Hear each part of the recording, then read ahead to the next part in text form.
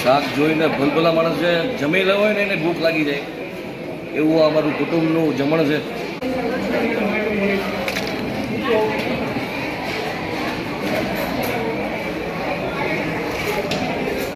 તો આ 250 લોકોની દાળ બની હતી અને હજી એની ઉપર ઘણા બધા લોકો જમશે. કહેવાય 250 પણ અમારી માતા જે છે ને અન્નપૂર્ણા એ ક્યારેક ખૂટવા નથી દેતી. કદાચ ક્યારેક કુટુંબ આવ્યું હોય, કુટુંબના સગાવાલા આવ્યા હોય, કદાચ 250ની વાગે 300 350 થઈ જાય તો અમારા અન્નપૂર્ણાલયમાં ક્યારેય ખૂટતું નથી. આ દાળ બની રહી છે, સામે હંસાબેન ભજીયા ઉતારી રહ્યા છે અને અહીંયા તમે જુઓ અમારું કુટુંબનું જમણ ચાલી રહ્યું છે.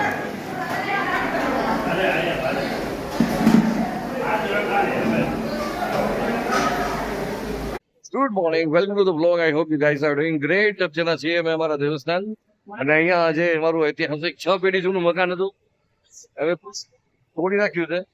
હવે અહીંયા નવું ડેવલપમેન્ટ થશે કારણ કે વધુ ને વધુ લોકો જે બહારગામથી આવતા હોય, જે અમારા કૌટુંબિક લોકો રાજકોટ કે ગુજરાતની બહારથી આવતા હોય, મુંબઈથી આવતા હોય કે ત્યાંથી, તો એ લોકો અહીંયા થોડી કલાકો રહી શકે કે 1-2 દિવસ રહી શકે કે કોઈ પ્રસંગોપાત અહીંયા અમારે કૌટુંબિક કોઈ કાર્ય કરવાનું હોય તો અહીંયા થઈ શકે. એટલા માટે હવે નવું કન્સ્ટ્રક્શન થશે અને રસોડું તેના જે જૂનું રસોડું હતું થોડી અને ભાઈ નવું કન્સ્ટ્રક્શન કર્યું છે. બાજુમાં કોઠાર બનાવ્યા છે.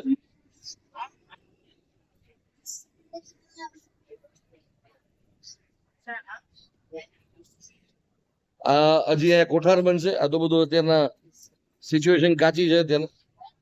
અને ત્યાં અંદર એક ચૂલો જે છે દેશી ચૂલો તો રાખ્યો જ છે. એની પાછળનું રીઝન છે અત્યારના તમે જુઓ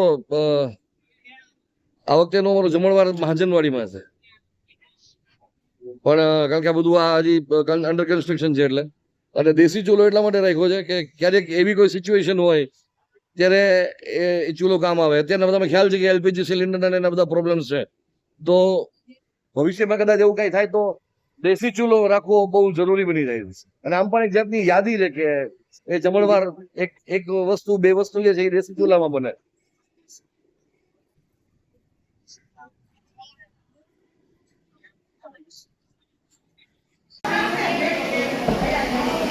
તો આ છે દાળ.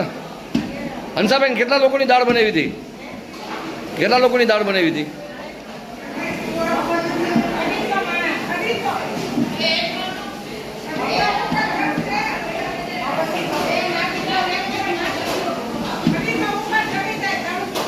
વાહ.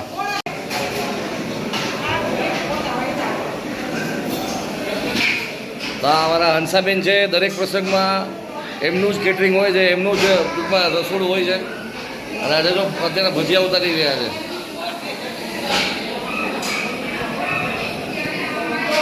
તો અમારા કુટુંબનું જમણવાર.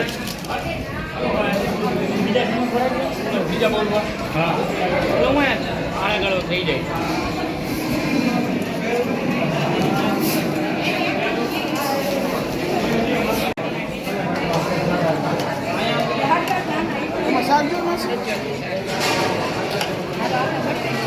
અરે ભાઈ મજામાં? કેમ છો? બસ બસ મજામાં.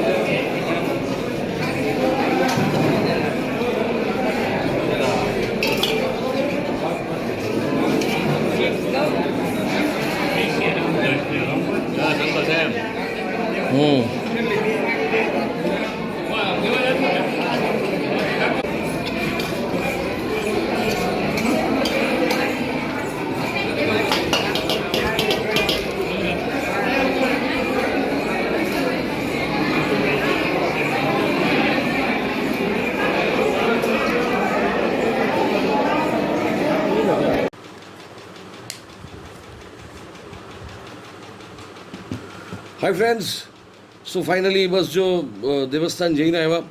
આજે હવન હતો અમારા દેવસ્થાને અને આવીને હું ફ્રેશ થયો. સવારથી લઈને અત્યાર સુધીમાં ટૂંકમાં તમે બહારગામ જાઓ ને એટલે આ ચૈત્ર મહિનાની અંદર તો જબરો તાપ હોય. એકચ્યુઅલી આ મહિનો જે છે એ આધ્યાત્મિક દ્રષ્ટિએ બહુ મહત્ત્વનો મહિનો છે.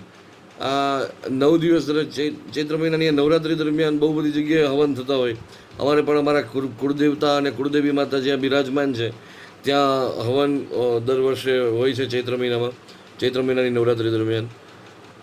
આ વખતે થોડું મને પેલું ફીલ થતું હતું, ઇમોશનલ થઈ ગયું હતું, કારણ કે એક અમારી જે ઐતિહાસિક અમારું જે ધરોહર હતી, મારા ગ્રાન્ડફાધર મકાન ત્યાં એમનું હતું, એ તોડીને હવે અમારી જે દેવસ્થાન કમિટી છે, જે અર્પણ કર્યું હતું દેવસ્થાન કમિટીને, એ કમિટી હવે એમાં નવું કરી રહી છે, રચનાત્મક બધું, કારણ કે ત્યાં જગ્યાની જરૂર પડે એમ છે ને વધારે ફ્લોર બનાવવા પડે એમ છે.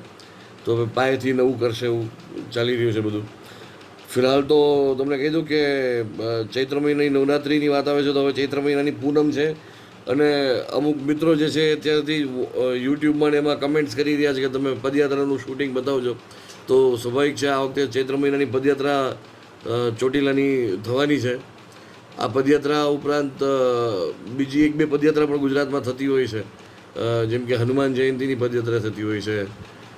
અને પછી મારા ખ્યાલથી કદાચ બહુચરાજી થાય છે કે નહીં, આ લાસ્ટ ટાઈમ મને મારા એક સબસ્ક્રાઈબરે કીધું હતું, એટલે હું એ પણ ચેક કરી લઈશ. અને આઈ એમ નોટ શ્યોર કે હું ક્યાંથી પદયાત્રાનું શૂટિંગ ચાલુ કરીશ, કારણ કે ગયા વખતે તો આપણે ગયા અને એની પહેલાંના 2-3 વર્ષ 4 વર્ષ તો આપણે અમદાવાદથી શરૂ કરતા હતા પદયાત્રાનું કવરેજ. પણ આ વખતે હજુ એ સાઈડથી કે અડાલજ સાઈડથી કે મહેસાણા સાઈડથી જે સંઘો આવે છે એ લોકોની સાથે હજુ ચર્ચા નથી થઈ. બીજી એક વસ્તુ મેં તમને લાસ્ટ વિડીયોમાં કીધું હતું કે તમારી સાથે નેક્સ્ટ વિડીયોમાં હું વાત કરીશ કઈ રીતે હજી સ્કેમ કરનારા લોકો જે છે એ કોન્ટેન્ટ ક્રિએટર્સને નિશાનો બનાવી રહ્યા છે.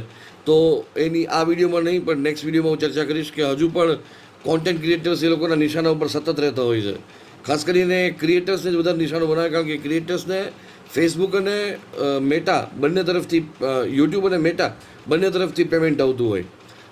કોન્ટેન્ટ ક્રિએટર જો મેટામાં ફેસબુકમાં વધારે કામ કરતા હોય તો એના તરફથી પણ પેમેન્ટ આવતું હોય, ને યુટ્યુબર્સ જે છે એને પણ મોનિટાઇઝેશન જો એનું ઓન હોય તો એમાંથી પેમેન્ટ આવતું હોય. તો આ બધા જે લેભાગુ તત્વો છે એ કઈ રીતે કોન્ટેન્ટ ક્રિએટર્સને જાલસાજીનો શિકાર બનાવે છે એ હું તમને નેક્સ્ટ વિડીયોમાં વાત કરીશ, કારણ કે અત્યારના આ વિડીયોને કલાક લાંબો થઈ જશે. ફિલહાલ તો આ વિડીયોને કમ્પ્લીટ કરી. આ વિડીયો તમને કેવો લાગ્યો કહેવાનું ભૂલતા નહીં. જય જય ગરવી ગુજરાત.